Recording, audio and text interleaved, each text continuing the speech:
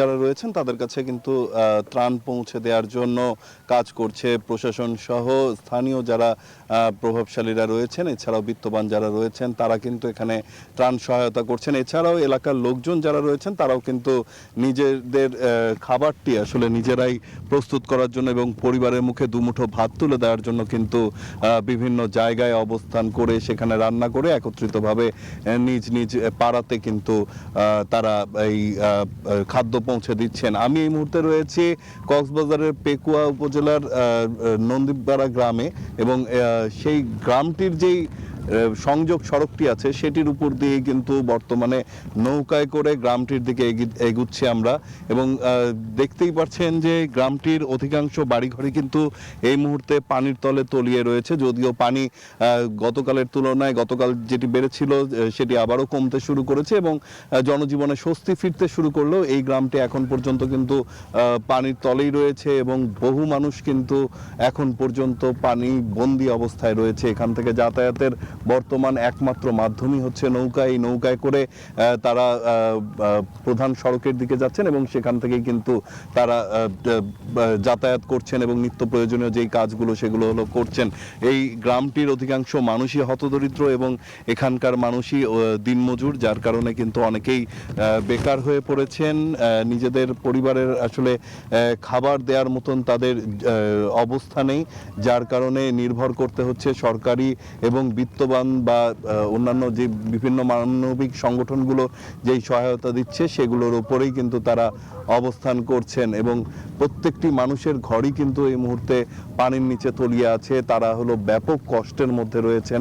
তারা যেটি বলছেন যে এখানে এই বানের জলের ফলে কিন্তু বিভিন্ন ধরনের চর্মরোগ, ডায়রিয়া, কলেরা এই ধরনের রোগে আক্রান্ত হচ্ছে এখানকার শিশুরা এবং সেটির চিকিৎসার জন্য আসলে যাওয়া অত্যন্ত কষ্টসাধ্য একটি বিষয় হয়ে পড়েছে তাদের জন্য এবং এখানের যেই ফসলি মাঠগুলো ছিল সেগুলো কিন্তু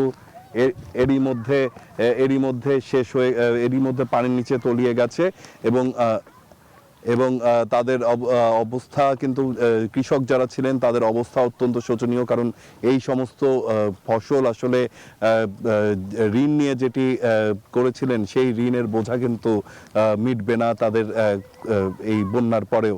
তো এই ছিল এখন পর্যন্ত আমার কাছে এখানকার সবশেষ তথ্য। আমার আরেক সহকর্মী জয় রয়েছেন চট্টগ্রামে, সেখানকার পরিস্থিতি জানতে যুক্ত হব তার সাথে। জয়।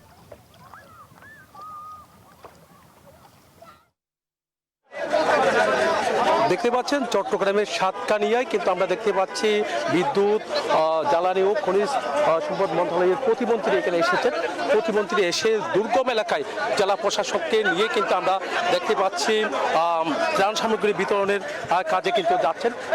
জেলা প্রশাসককে নিয়ে এখানে জেলা প্রশাসক রয়েছেন, প্রতিমন্ত্রী রয়েছেন এবং কি সেনাবাহিনী রয়েছেন, বিমান বাহিনী রয়েছেন, বিভিন্ন বাহিনীর ত্রাণ সামগ্রী নিয়ে কিন্তু দুর্গম এলাকায় যাচ্ছে। দেখতে পাচ্ছেন এখনো পানিতে থই থই করছে, নৌকা দিয়ে মানুষের পারাপার হচ্ছে। সেই জায়গায় স্পিড বোট করে সেনাবাহিনীর স্পিড বোট করে কিন্তু ত্রাণ সামগ্রী পৌঁছানোর জন্য আমরা দেখতে পাচ্ছি বিদ্যুৎ, জ্বালানি ও খনিজ মন্ত্রণালয়ের প্রতিমন্ত্রী আমরা লক্ষ্য করছি। প্রতিমন্ত্রী এখানে ত্রাণ নিয়ে যাচ্ছেন। তো দেখতে পাচ্ছেন যে বিমান বাহিনীর উচ্চপদস্থ কর্মকর্তা তারাও ত্রাণ নিয়ে যাচ্ছেন। সব জায়গায় কিন্তু আসলে যেখানে পানিবন্দী অবস্থা আছে, তবে আজকে সূর্যের দেখা মিলেছে চট্টগ্রামে। সকাল থেকে বৃষ্টি থেমে গেছে, আমরা দেখতে পাচ্ছি এখন কিছুটা রোদ দেখা যাচ্ছে।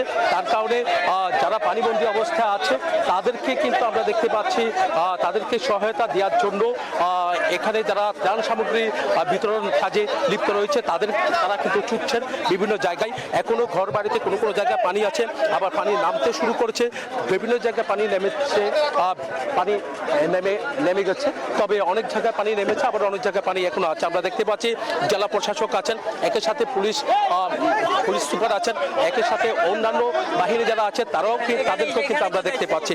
এই ছিল আমার এখানকার সর্বশেষ। ফিরে যাচ্ছে আমার সহকর্মী অপেক্ষা করছেন বান্দরবনে, সেখানে আছে সম্রাট। আমরা একটু জানবো বান্দরবনের বর্তমান পরিস্থিতি এখন কোন পর্যায়ে রয়েছে।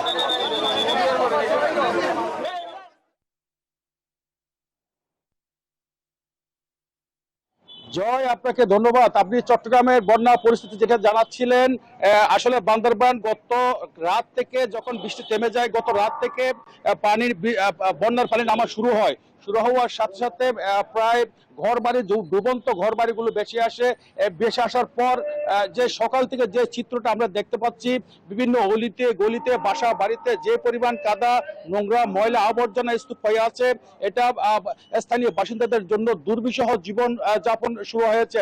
তারা যেটা জানিয়েছেন, এটা যদি খুব সহসা পৌরসভা কর্তৃপক্ষ যদি এটা পরিষ্কার না করে, প্রশাসনের পক্ষ থেকে যদি দেখভাল না করে, তাহলে ডায়রিয়া, আমাশা, মহামারী সহ কঠিন রোগে আক্রান্ত হতে পারে শিশুরা। আরেকটা বিষয় যেটা জানতে পেরেছি, আমরা ইতিমধ্যে জেলা প্রশাসনের সাথে কথা বলেছি, পৌরসভার সাথে কথা বলেছি। পৌরসভা যেটা আমাদেরকে জানিয়েছে, তাদের লোকবল সংকট, বিভিন্ন জায়গায় কাজ চলছে, তারা খুব দ্রুত এইসব ময়লা আবর্জনা অপসারণ করে নেবেন। আমরা জেলা প্রশাসনের সাথে কথা বলেছি, জেলা প্রশাসক বলল যে যেটা জানিয়েছেন যে এখানে যারা ডুবন্ত পানিবন্দী অবস্থা আছে, পানি নেমে গেলেও তাদের বিভিন্ন খাদ্যের সংকট রয়েছে, খাদ্য এবং বিভিন্ন শস্য খাবারের সংকট রয়েছে। তারা রান্না করে প্রতি বাসায় বাসায় তারা রান্না করা খাবার সরবরাহ করবে। এবং ইতিমধ্যে আমি 9টার সংবাদে বলেছি যে জীবনযাত্রা স্বাভাবিক হয়েছে পানি নেমে যাওয়ার পর, এবং যে তলিয়ে যাওয়া রাস্তাগুলো যে পানি নেমে যাওয়ার পর স্বাভাবিক হয়েছে। স্বাভাবিক হওয়ার পর এখন যান চলাচল শুরু করেছে। এ ছিল বান্দরবান থেকে আমার সক্রিয় সংবাদ। চলে যাবে স্টুডিওতে রোবা। জি সম্রাট, আপনাকে ধন্যবাদ।